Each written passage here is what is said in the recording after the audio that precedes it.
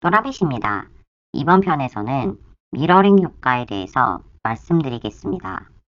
미국의 사회학자 찰스 호튼 쿨리의 미러링 효과는 모든 사람은 타인의 거울이고 그들의 모습을 반영한다. 또한 자신에 관한 생각은 타인으로 인해 생기며 타인의 태도로 결정된다라는 이론입니다. 사람은 타인이 나를 어떻게 인식하는지 인식한 결과 나에 대해 어떤 생각과 감정을 갖게 될지 상상이 가능하고 나에 대한 평가를 어떻게 할지도 추측이 가능합니다.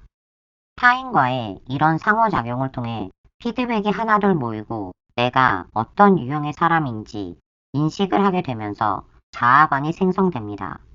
먼저 단어 그대로 미러는 거울이니까 물리적인 거울에 대입해보면 사람은 자기의 외형적인 모습을 보기 위해서 거울을 봅니다.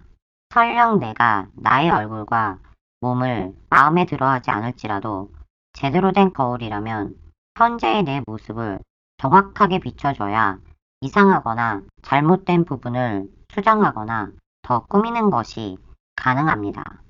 심리적인 거울은 앞서 이야기한 것처럼 타인의 평가입니다.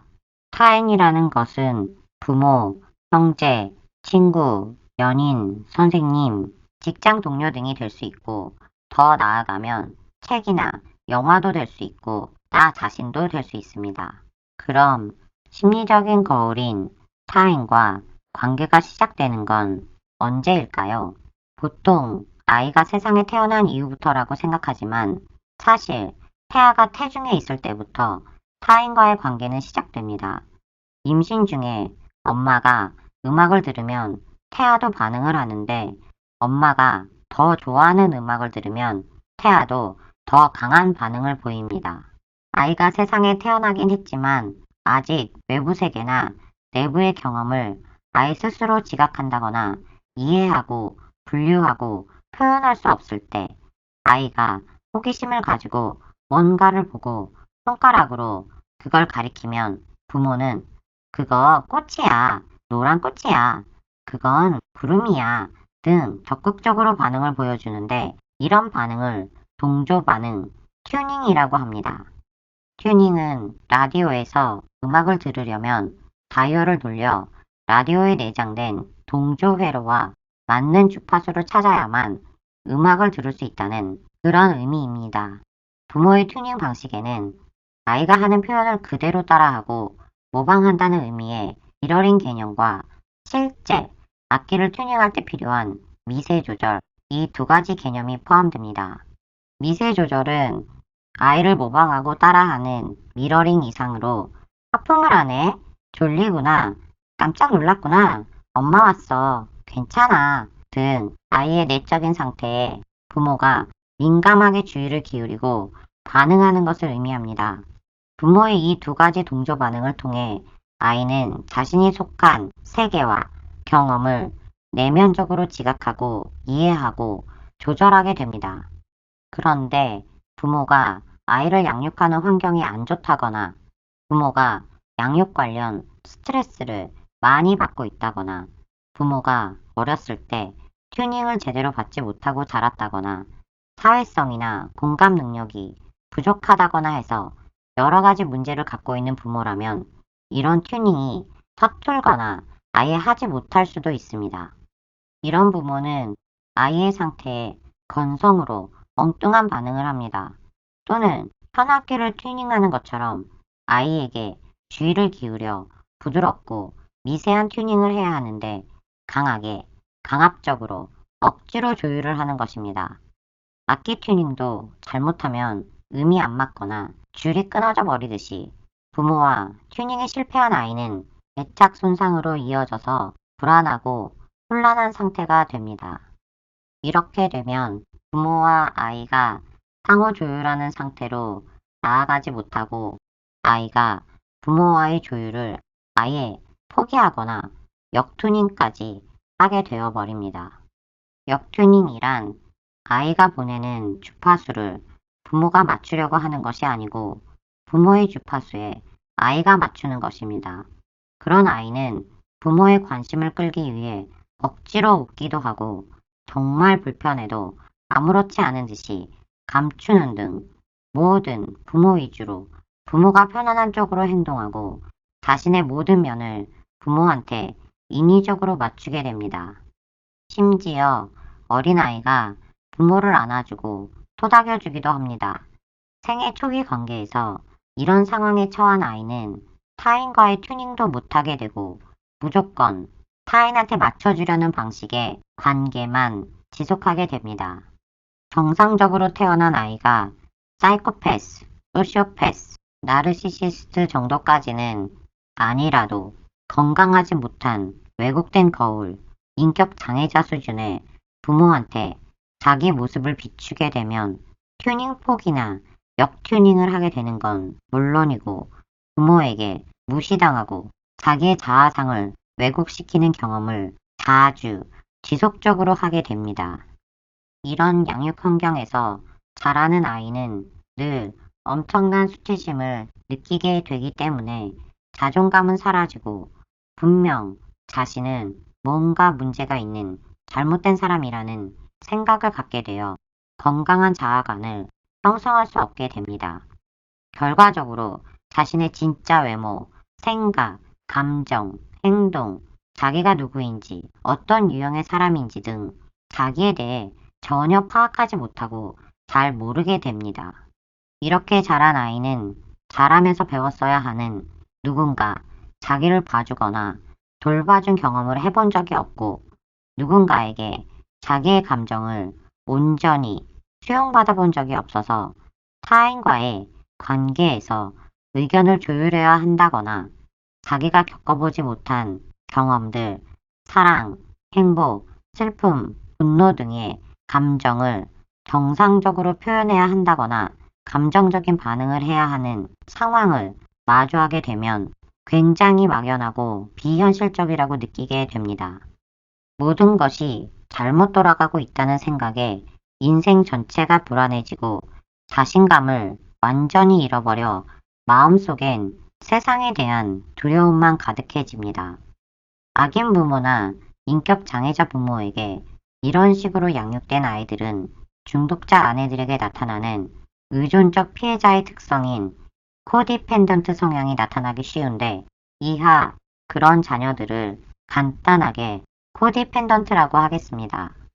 코디펜던트는 소위 엮이는 가정에서 성장하는데 사람과의 관계 방식, 바운더리 설정 기준이 일반인과 다릅니다.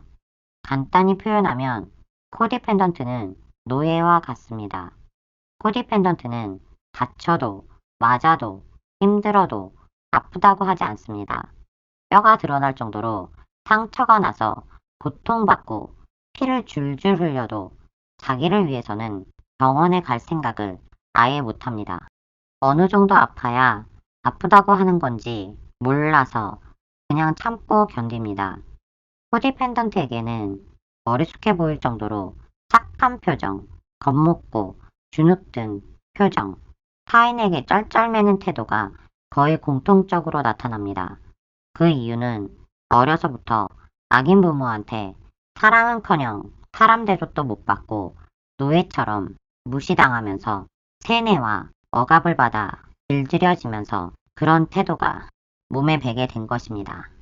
코디펜던트가 어느 정도의 양심을 타고났는지, 어느 정도로 선한지, 마음이 어느 정도 약한지, 외향적인지, 내향적인지, 자존감이 어느 정도 바닥까지 내려가 있는지에 따라 다르긴 하지만 앞서 이야기한 튜닝의 실패와 바운더리 형성 실패로 행여나 타인도 부모처럼 기분 나빠할까봐, 화낼까봐, 전전긍긍하고 자기로 인해 불편할까봐, 힘들어할까봐, 그러다가 부모한테 버림받듯이 버려질까봐 상대방이 사과해야 할 일까지도 자기가 상대방에게 용서를 구하고 용서받았다는 확신을 얻을 때까지 여러 번 반복해서 용서를 구합니다.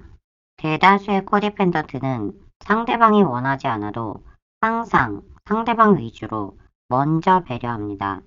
간혹 배려를 월권이나 참견으로 받아들이는 사람을 제외하면 심한 코디펜던트의 경우 어린아이들한테도 극존칭, 높임말로 배려하다 보니 일반 사람들한테까지도 만만하고 우습게 보여서 자신을 짓밟도록 허용하는 심각한 결과를 유도하기까지 합니다.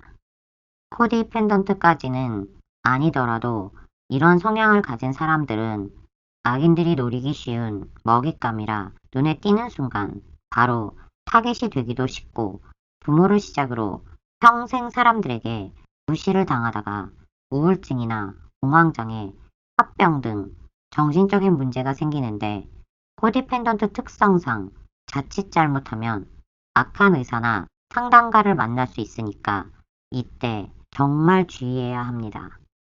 여기서 다시 본론으로 돌아가면 악인이나 인격 장애자가 아닌 일반적인 타인의 심리적인 거울은 정확할까요? 아니죠. 누군가가 우리를 심리적인 거울로 비춰줄 때 단순하게 겉모습만 비춘다거나 나의 특징을 따라하고 모방한다거나 장점만 돋보이게 아니면 단점만 지적하는 식으로 정확하게 보여주지 않을 수 있습니다.